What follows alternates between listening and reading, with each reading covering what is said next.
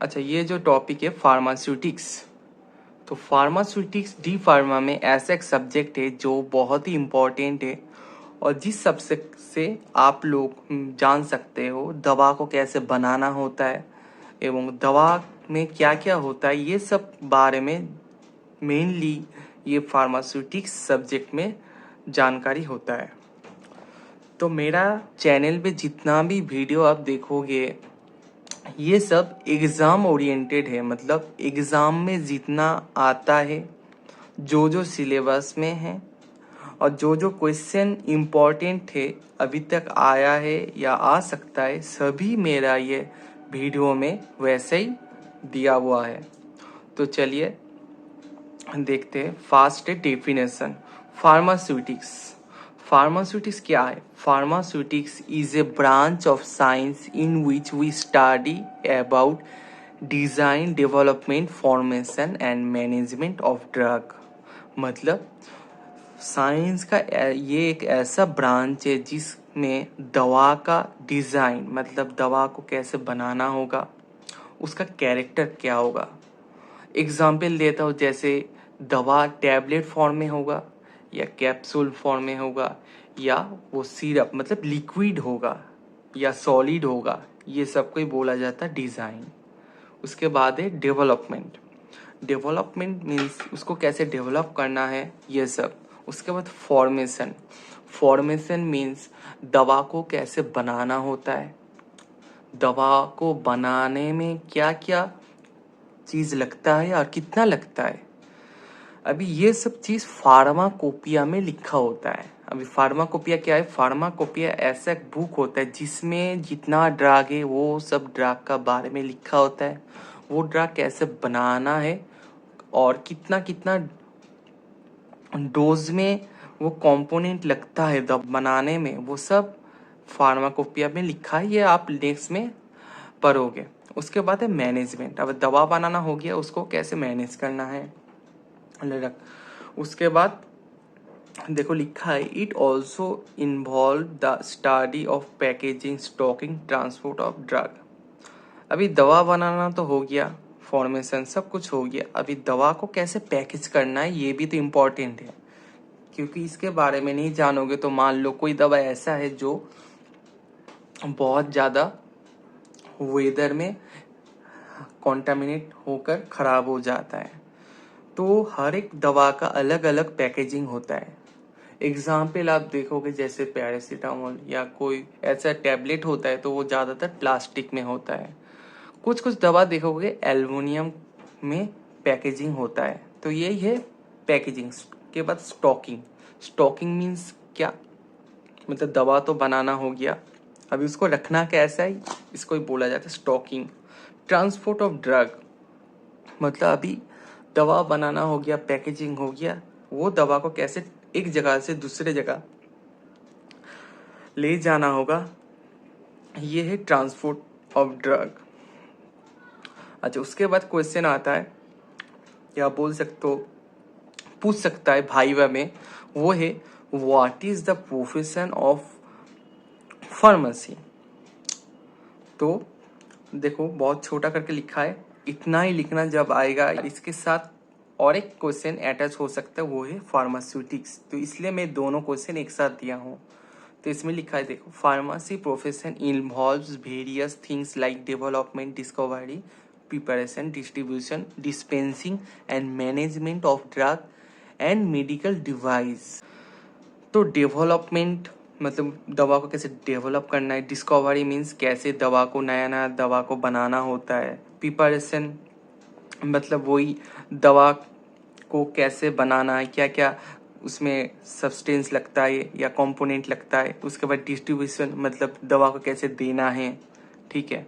Dispensing वही मतलब दवा को रखना कैसा है, कहाँ पर रखना है, कौन सा वेदर में रखना है, ये भी बहुत डिपेंड करता है, क्योंकि कुछ कुछ दवा होता है वो दवा को ज़्यादातर थोड़ा लो टेम्परेचर या बोल सकते हो रूम टेम्परेचर में रखना होता है। मतलब वो दवा को आप ज़्यादा बाहर रख दोगे या ज़्यादा टेम्परेचर होगा तो वो दवा ख़राब हो सकता है।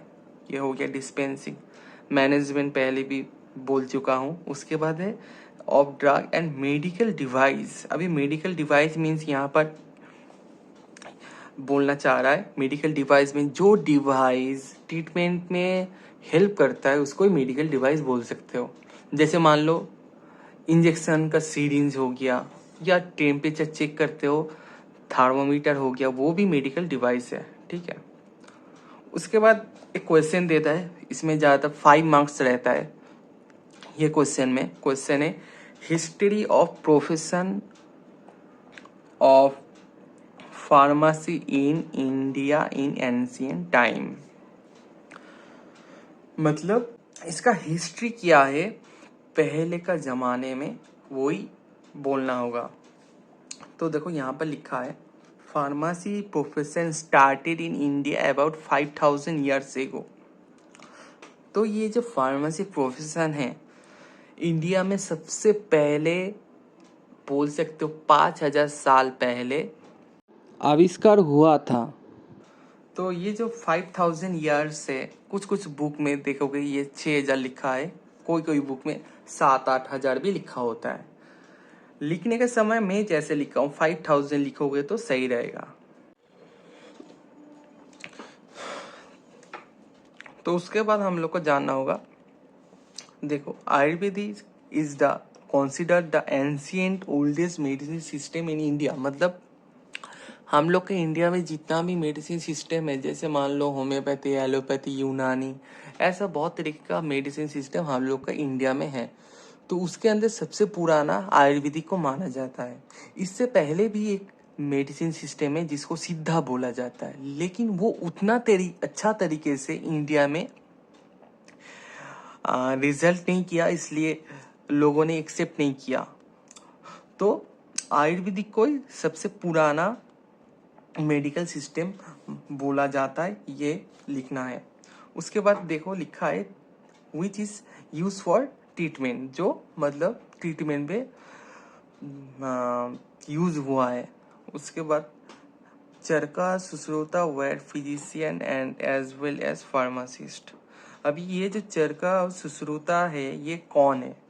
तो ये जो आयुर्वेदिक मेडिसिन सिस्टम है, सबसे पहले ये सिस्टम बोल सकते हो इंडिया में बनाया था जो पुराना का ज़माने में ऋषि महर्षि था वो लोग। लेकिन ज़्यादातर वो लोग के बारे में हम लोग को उतना पता नहीं है और कोई भी बुक में या उतना कुछ में लिखा नहीं है। तो मेनली ये जो दो फिजिक्स आयुर्वेदिक को लाया है इंडिया में, तो कौन कौन है? एक है Charaka Sushruta were physician and as well as pharmacist. एक बात जान लो, पहले के समय में फार्मासिस्ट बोलकर कोई होता नहीं था। उस समय में जो डॉक्टर था वही दवा को बनाना था और वही डॉक्टर दवा को देता भी था। मतलब जो डॉक्टर था वही फार्मासिस्ट था। Okay, then they were dealing with more than 1000 drug for treatment. मतलब 1000 से भी ज़्यादा ट्रीटमेंट किया है ड्रग के साथ। ठीक है, उसके बाद देखो लिखा है चरका ऑल्सो नोन एज चरका ऋषि। उस समय में डॉक्टर फिजिशियन ये बोला नहीं जाता, ऋषि ज़्यादा बोला जाता था। तो Charaka also known as Charaka Rishi and ancient Indian physician. Okay, Charka Samhita is an oldest textbook of Ayurvedic medicine. अभी देखो ये जो चरका फिजिशियन था वो कैसे ट्रीटमेंट करता था, क्या क्या सिम्टोम लेकर ट्रीटमेंट करता था, क्या दवा से ट्रीटमेंट करता था, ये सब कुछ एक बुक में लिखा है जिसको बोला जाता है चरक संहिता। ये बुक आज भी मिलता है। आप लोग कोई भी ज़्यादा जानकारी लेना चाहते हो, नॉलेज लेना चाहते हो, अमेज़ॉन या कोई भी वेबसाइट में, ऑनलाइन वेबसाइट में जिसमें बुक सेलिंग होता है, आप देख सकते हो। एंड ये जो बुक है हर लैंग्वेज में आपको मिल जाएगा, चाहे हिंदी हो, मराठी हो, बंगाली हो, इंग्लिश हो, सब लैंग्वेज में ये बुक अभी पब्लिश होता है। जो भी है, उसके बाद देखो तो नेक्स्ट है सुश्रुता। ठीक है, तो सुश्रुता भी उस समय में बहुत बड़ा एक डॉक्टर था एंड सर्जन था।